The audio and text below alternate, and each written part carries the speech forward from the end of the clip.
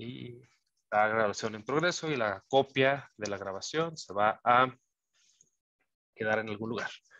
Bueno, a ver, unit testing. Déjame comparto mi pantalla aquí a la grabación. Screen. Está platicando Ángelo y Andrés, AP, que ustedes ya vieron unit testing con C++ en la escuela, ¿verdad? Marco incluso con el mismo profe no. Y quiero saber, Dulce, si ya ubica algo de unit testing.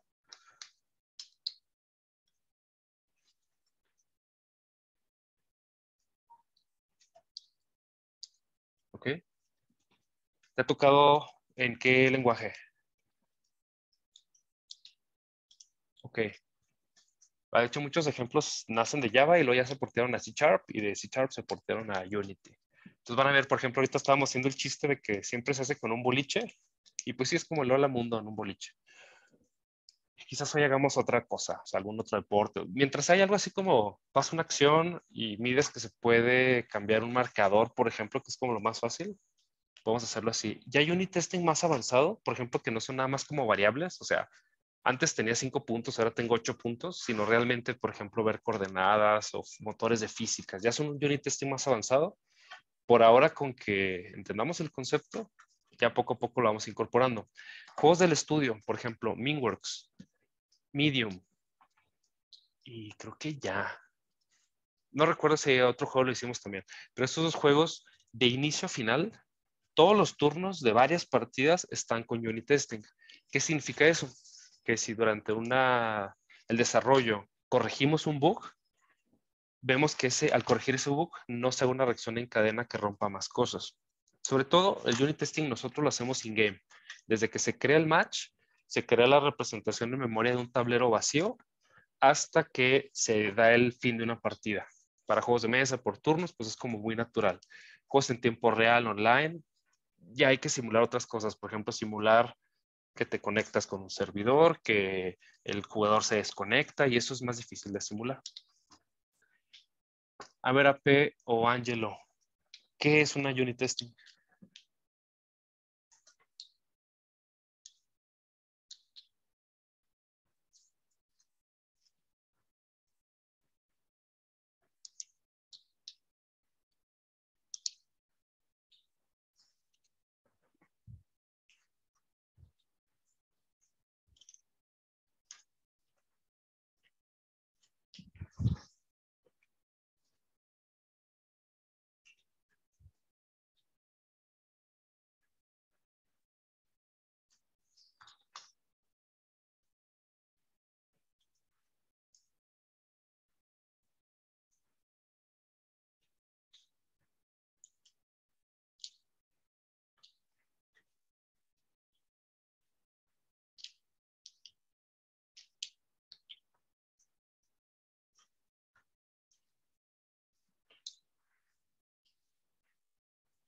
Sí, no, quiero ver qué opinión tienen y complementarlo. Si llevaron alguna clase de arquitectura de software, ven que hay un triángulo de testing, o sea, donde la base son muchas unit testing pequeñitas, o sea, como un rompecabezas, pruebo si el juego tiene 200 funciones, pruebo una por una, pero aislado. O sea, una prueba no afecta a la otra. Y después ya va subiendo por una pirámide y ahora hago pruebas integradas, o sea, tiro el dado y luego me muevo en el tablero y luego sumo un punto. O sea, todo en conjunto va haciéndose como una secuencia acumulada y hasta la punta de la pirámide son pruebas de jugabilidad. Ellos ya no les importa Unity, ya no les importa el lenguaje. Llego, le doy un iPad al niño y el niño puede jugar, ¿no? Entonces, como lo mencionó Dulce en QA, hay muchas estrategias de testing, de playtesting, pruebas de que no se rompa el juego, etc. Entonces, en concreto, vamos aquí a hablar a nivel lenguaje pruebas independientes diferentes. Y lo interesante del unit testing es que son automáticas. Normalmente nosotros hacemos pruebas manuales. Es como la forma en que nos enseñaron y que hacemos las cosas. Programo una función, le doy play a Unity, pruebo 2, 3 cosas, brinco con el jugador o juego, muevo mi tablero de alguna manera, mi pieza o algo, y lo hago de forma repetida y de forma manual. Tiene dos principales problemas. La primera es que como humanos, pues no somos buenos haciendo cosas repetitivas, vamos a meter error humano. Y la otra es que son muy tediosas. O sea, si pruebas de manera acumulada, O sea, imagínate, tienes que jugar todos estos turnos, jugar todas estas acciones y aparte ahora tienes que sumar las que acabas de implementar. Tienes que revisar que todo lo que hiciste no se haya roto y aparte ahora tienes que probar lo que acabas de meter, la nueva carta que acabas de implementar. Entonces realmente no lo hacemos así. Como hacemos es que vamos probando solo lo nuevo y ya no tenemos seguridad que lo que hicimos anteriormente funcione al 100%. El objetivo de las pruebas automáticas es que tengas una plena seguridad de que todo lo implementado sigue funcionando bien y ahora sí agregas funcionalidad. Le picas un botón y se prueba que todo acumuladamente siga estando bien. Lo más frecuente es que a veces corriges un bug o agregas funcionalidad y hayas roto alguna otra cosa y te marquen cosas en rojo. Entonces, si se van aquí conmigo a frontend general, la última parte, vemos que hay un concepto TDD, ahorita lo explicamos, que prácticamente menciona rojo, escribes pruebas que fallan.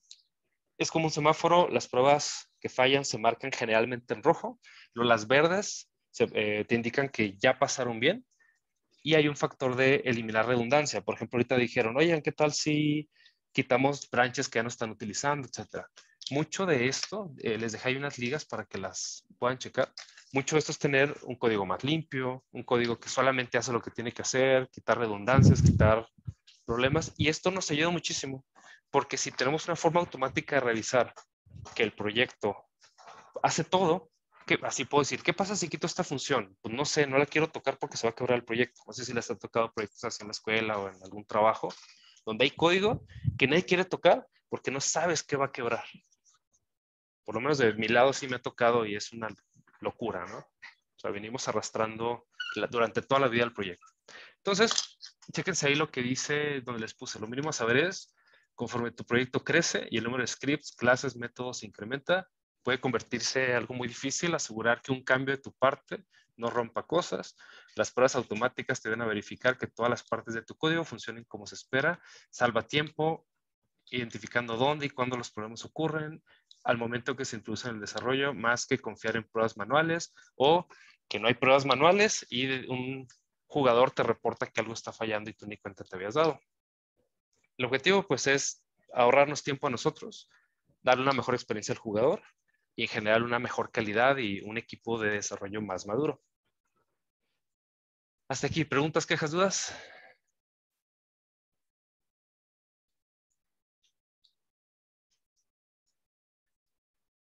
Dulce.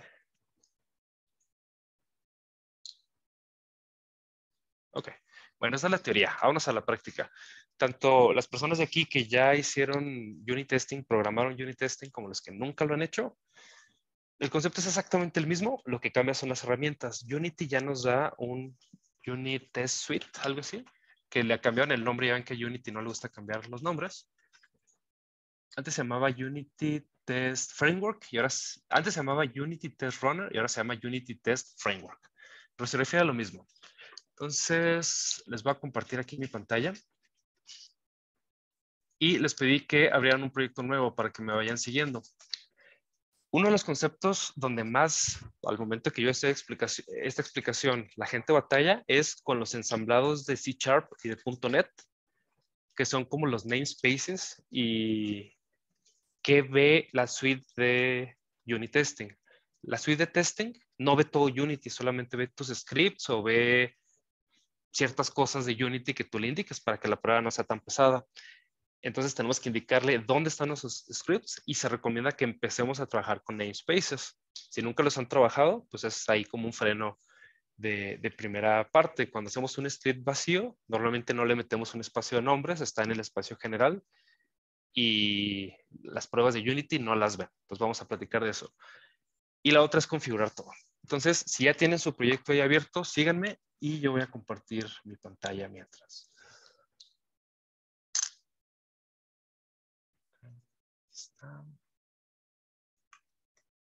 La pueden ver compartida en Unity, digo en Discord. Y cuando ya esté, echando un grito. Ok, en la parte de Windows, general, o sea, menú superior, arriba Windows, general, Test Runner. Vamos a hacer clic ahí. Nos va a abrir una nueva pestaña con la parte de Test Runner, Play Mode y Edit Mode. Son muy similares. La principal diferencia es que uno revisa a nivel de código, o sea, sobre todo ese se utiliza para scripts que no ven el editor de Unity, que es el Play Mode, y hay otro que es el Edit Mode. Ya les quedé mal, no me acuerdo cuál es el que usamos. Ahorita lo vamos a adivinar, lo vamos a descubrir. El Play Mode, bueno, uno de ellos utiliza la escena del editor y corre scripts, entonces eso habilita el motor de físicas de Unity, la interfaz de usuario de Unity. A veces no necesitas eso, a veces simplemente con que revise que el script hace lo correcto, no necesitas el motor, no necesitas la interfaz de usuario, los canvas, etcétera. Entonces son más rápido correrlo en el otro modo. Ahorita descubriremos cuál es cuál. Cuando hagamos una prueba, si parpadea o empiezas a ver cambios en la pestaña de juego, ese es el que está haciendo la conexión con el editor. Y el otro no refresca la vista de juego, simplemente manda a llamar a consola, etc. Déjenme justo aquí la vista porque no está lo que me gusta. ¿Cuál era? Play Game, aquí está. Bueno, Window, General, Test Runner. Entonces, a ver, vamos a probar con la que es Edit Mode. Me parece que es esa. Vamos a hacer clic aquí donde dice Create Edit Mode Test Assembly Folder. Va a crear un ensamblado de pruebas. Ahorita explicamos qué es eso. Y generalmente se guarda aquí en Test. A mí me parece que está bien ahí. Lo puedes meter, por ejemplo, dentro de Scripts y adentro Test, donde tú quieras. Ahorita vamos a ver. Normalmente en Unity todos nuestros scripts están visibles en todo el proyecto. Pero al crear un ensamblado, se hace un relajo que ahorita explico cómo está el rollo. ¿Alguien ha trabajado con los ASMDev?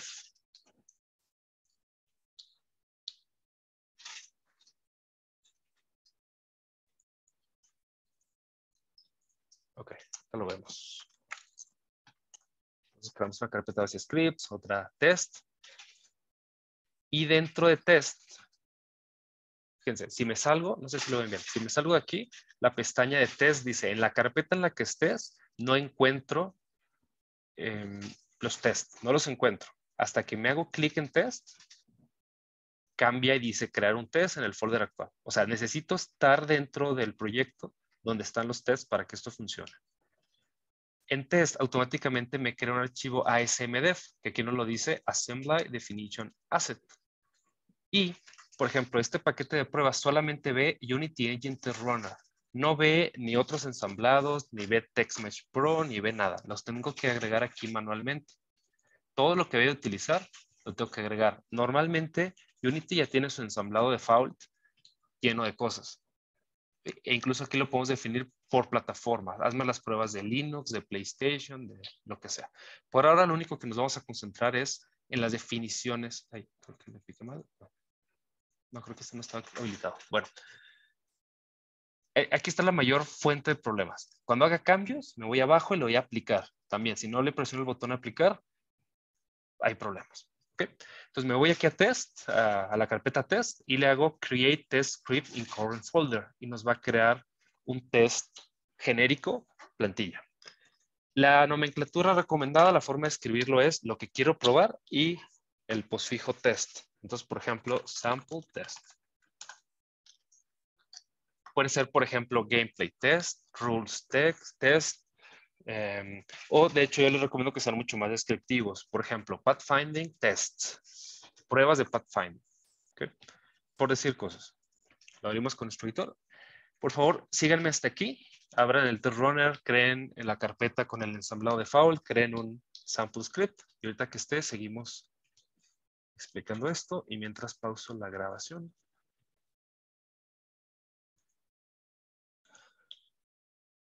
Entonces, en nuestro script sample, que les recomiendo que siempre le pongan test para que no se preste a confusión, o sea, sample test.c#, nos da un archivo como este default. Hay unas cosas que no se utilizan. A mí me gusta borrar los usings que no, para que sea más limpio.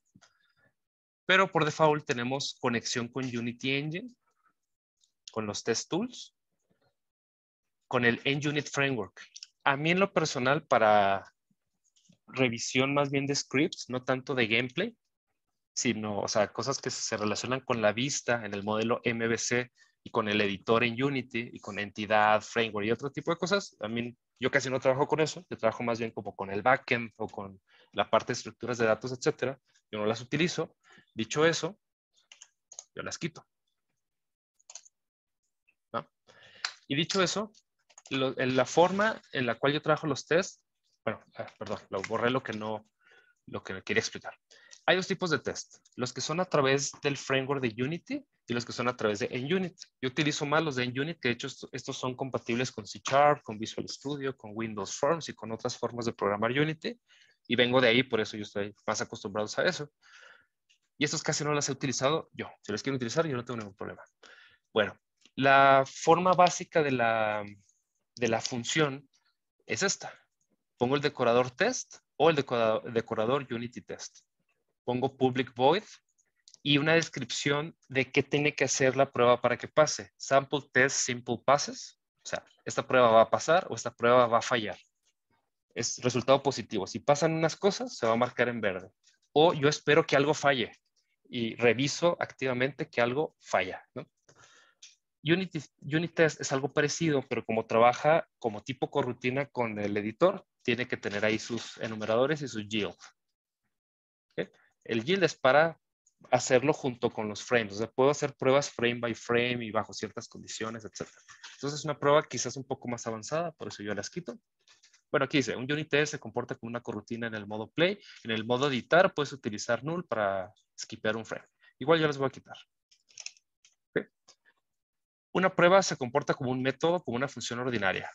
Relativamente sí.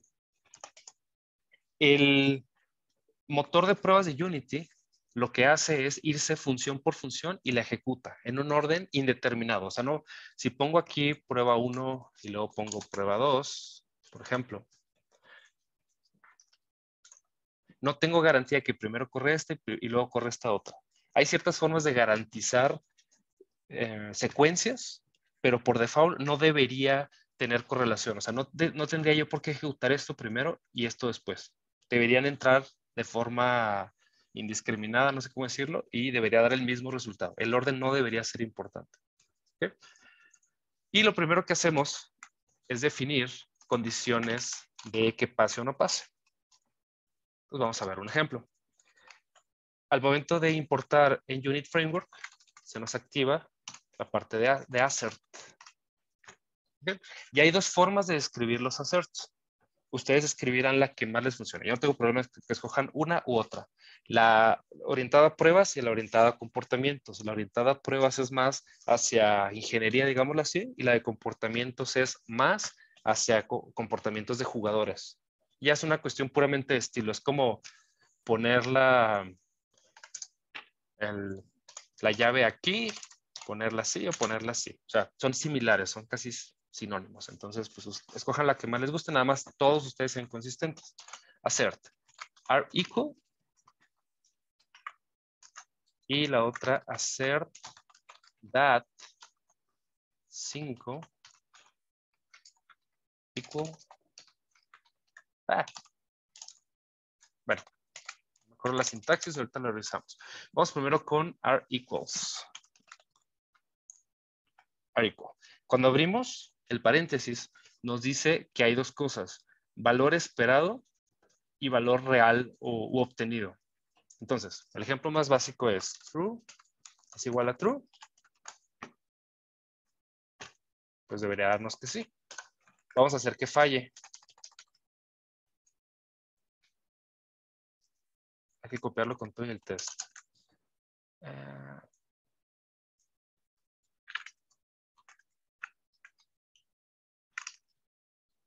Ok, entonces.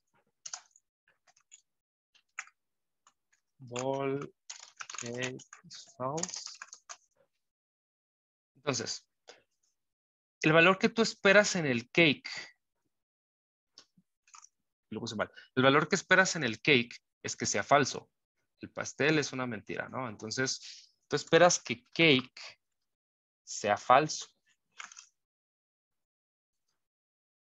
El primero es el valor esperado. Este es un error común. ¿Sí? Primero ponemos el falso y lo ponemos el cake. El valor que tú esperas lo ponemos aquí a la izquierda. Yo espero que cake sea falso. El valor esperado es que sea falso. ¿Y el valor real de dónde viene? Viene de la variable. Entonces lo guardamos, lo regresamos a Unity. Y, no, este no es Unity. Esto es Unity. Y vemos que al momento de que vamos creando los scripts de test, se van llenando aquí distintos, bueno, dentro de la DLL, que ahorita explico bien eso, porque es parte de lo del ensamblado, nos va a crear un ensamblado con una DLL, librería dinámica, llena de cosas.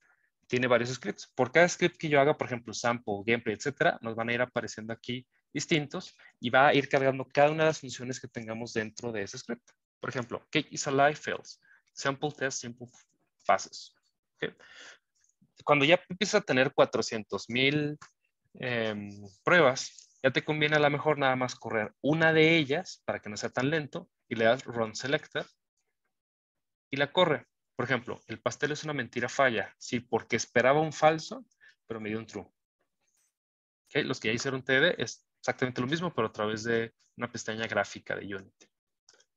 Y este va a dar palomita. ¿Okay? Cuando vamos empezando, le damos run all. No tarda tanto tiempo, corre todo y nos dice exactamente dónde están las cosas que fallan. ¿Okay? ¿Hasta aquí alguna pregunta? ¿Todo claro?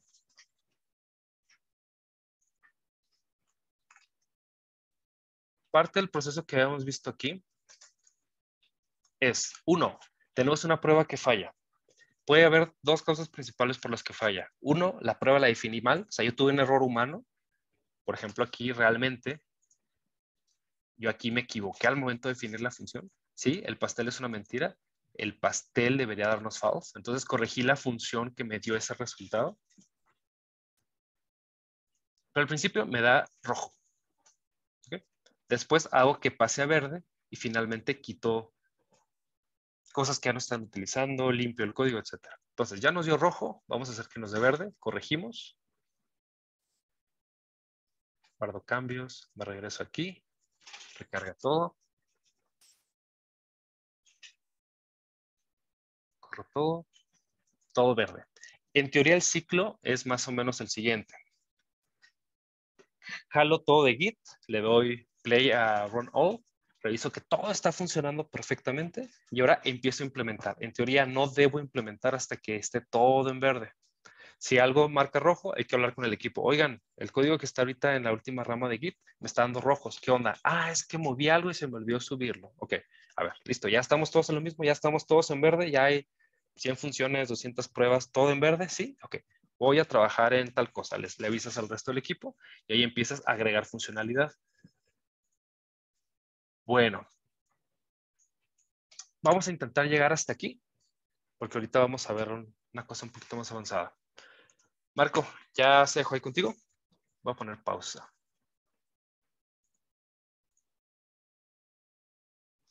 No había guardado. Entonces, estuvimos viendo que tenemos la prueba y tenemos el script, el control, que va a ir haciendo ciertas cosas. También agregué aquí a la derecha enumeraciones. Cuando manejemos identificadores, a mí me gusta utilizar enumeraciones. Y una función que en este momento no hace nada, que es score a point. Como podrán imaginarse, el marcador va a ir subiendo. O sea, este score va subiendo cuando un jugador marque un punto, ¿no? Entonces, lo primero que hacemos bajo TDD, o sea, es primero escribir la prueba. Fíjense lo que va a pasar. La función la dejamos blanca para poder acceder a ella. Y entonces, en SB, ahorita retomo esto, ¿no? En SB le pongo score a point y elijo que el player A, por ejemplo, marca un punto.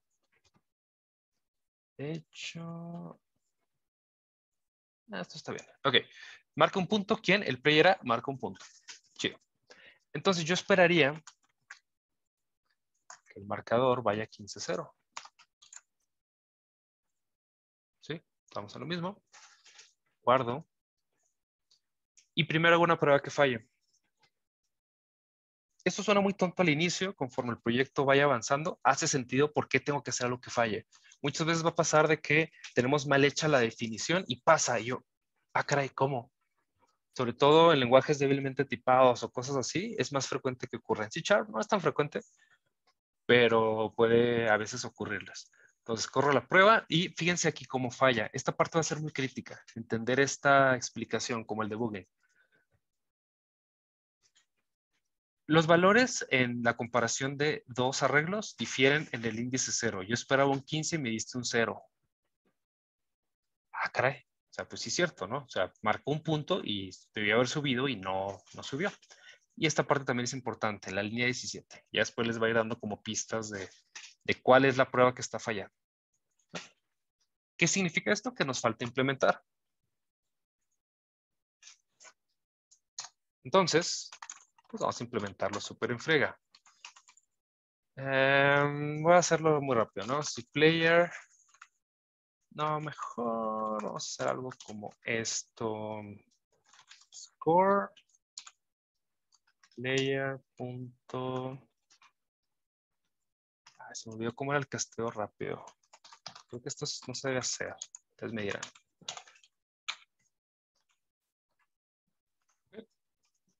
En teoría, se va el índice 0 y lo suma. ¿Ok? Guardo y me regreso al editor. En teoría, bajo TDD, yo tengo que hacer el menor código posible que haga que la prueba pase. Pasó.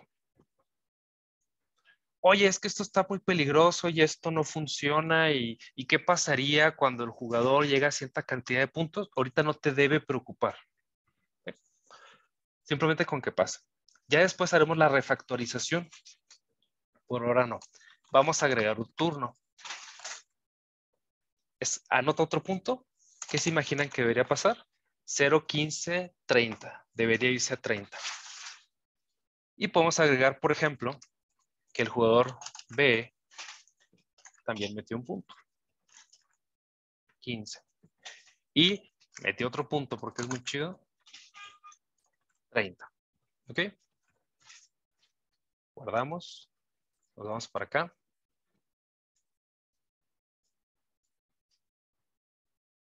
Corremos. Pasa todas las pruebas. ¿Ok? Porfa, alcáncenme con esto. Lleguen a que sus dos jugadores tengan 30 puntos.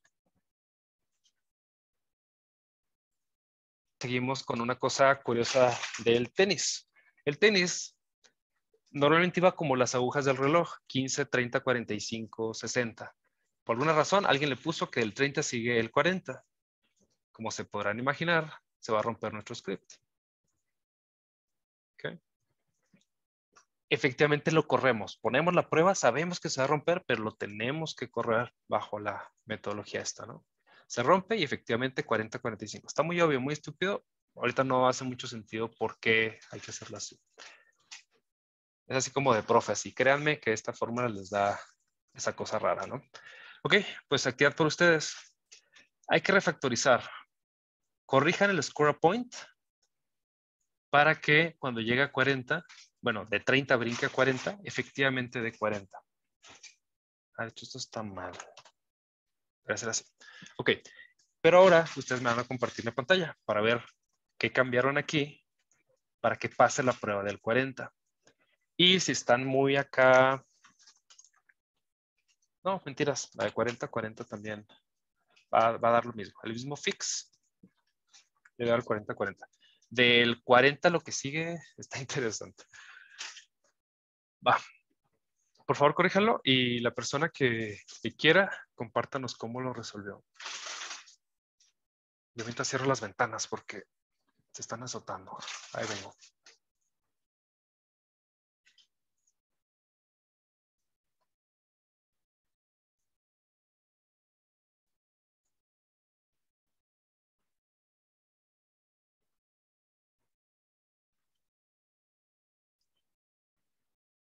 Sí, mira, ese punto es interesante, ¿eh? Acuérdense que les dije que el mínimo código AP, por su mentalidad de programador, que todos tenemos esa mentalidad de programador, se adelantó e hizo la A cuando todavía no llegábamos ahí. Hiciste el 45.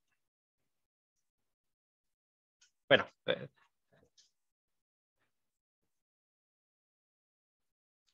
tienes razón.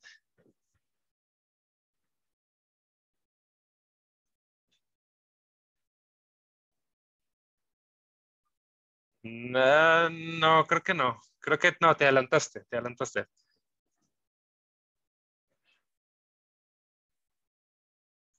Tiempo, tiempo. A ver, ahorita nos peleamos. Regrésate a tus pruebas. Regrésate a tu prueba. El caso 45 no lo tienes, nada más tienes del 30 al 40. Entonces, hiciste implementación. Bueno, no pasa nada, ya te conozco, ya nos conocemos. Entonces, no pasa nada. Pero la idea de la metodología de TDD es que no implementemos lo que no esté probado. Es muy normal pensar cosas así, ¿no? Entonces, muy bien, ya vimos APE, corre perfectamente las pruebas, muchas veces con eso es suficiente. O sea, si lo implementaste bien, mal, no está refactorizado, no hay problema. Pasan sus pruebas, chidísimo. ¿Va? Vamos a ver el caso de Marco, a ver él cómo lo hizo.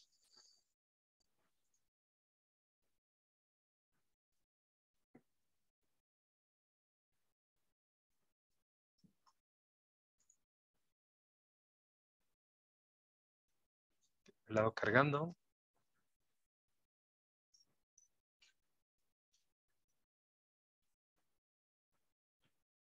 Ok, acá nos puso un ternario.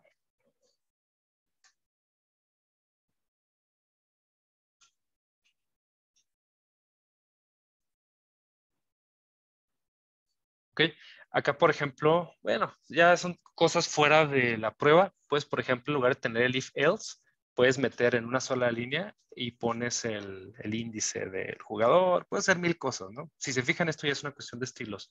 Por eso lo quiero mencionar. Hace lo mismo, pero son varias formas de llegar al resultado. En teoría, y es algo que se le critica al TDD, es de que pues no se fija en un estilo de código propiamente, sino que con que pase o no pase la prueba. ¿No? Ya ustedes definirán internamente cómo lo quieren manejar eso. Pero por lo menos a lo que a mí como arquitecto me corresponde, si pasan las pruebas, ya después nos iremos a optimizaciones de muchos aspectos. ¿No? Muy bien, pues en general está chidísimo esto. ¿No? ¿Ya es todo? Perdón, ¿cómo?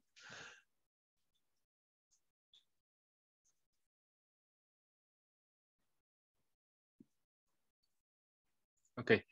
Te voy a dejar de ver porque se te traba mucho la voz.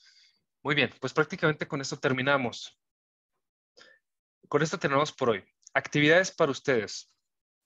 Hay que verlos bien con Paolo. Yo ahí no les puedo asignar nada, pero las que yo les pediré que hagan es, equipo de Tucana, empiecen a implementar el plugin de pruebas en Tucana para que esté preparado el proyecto. A veces cuando lo suben a Git, se suben ciertos archivos más, etcétera. Entonces, pruébenlo, validen que el kit de pruebas, el SDK de pruebas corre por lo menos las pruebas de ejemplo. Letter Better y Touch and Go, yo creo que ya no le meteremos pruebas. Entonces, si quieren nada más Ape y Angelo practiquen y siéntanse cómodos con la herramienta y así. Y Marco, tú estás trabajando con el gato, ¿verdad?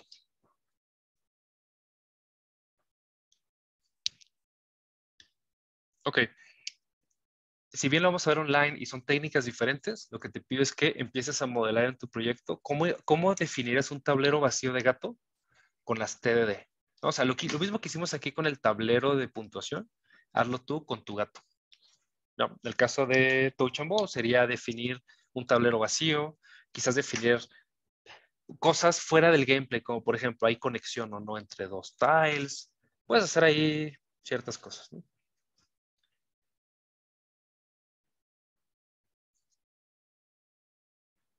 Ah, lo del Firebase lo vamos a ver luego. No te estreses ahorita, olvídate de Firebase, nada más instala el SDK, pero sí con tus pruebas unitarias define tu juego de gato. Incluso puedes ya empezar a poner como, por ejemplo, si el jugador juega en esta posición, bueno, más bien, si hay XXX en línea, gana o pierde, ¿no? O sea, puedes empezar a hacer este tipo de cosas.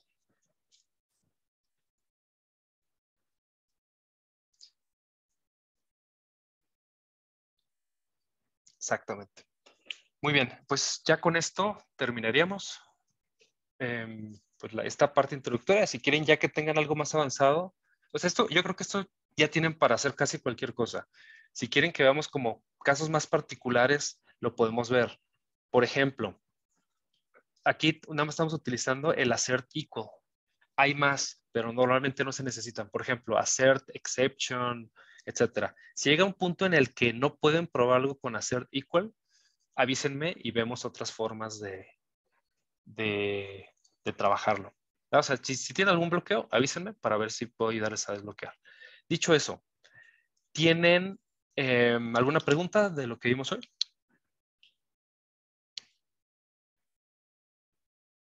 Bueno, pues muchas gracias. Fue todo. Ya voy a cortar la grabación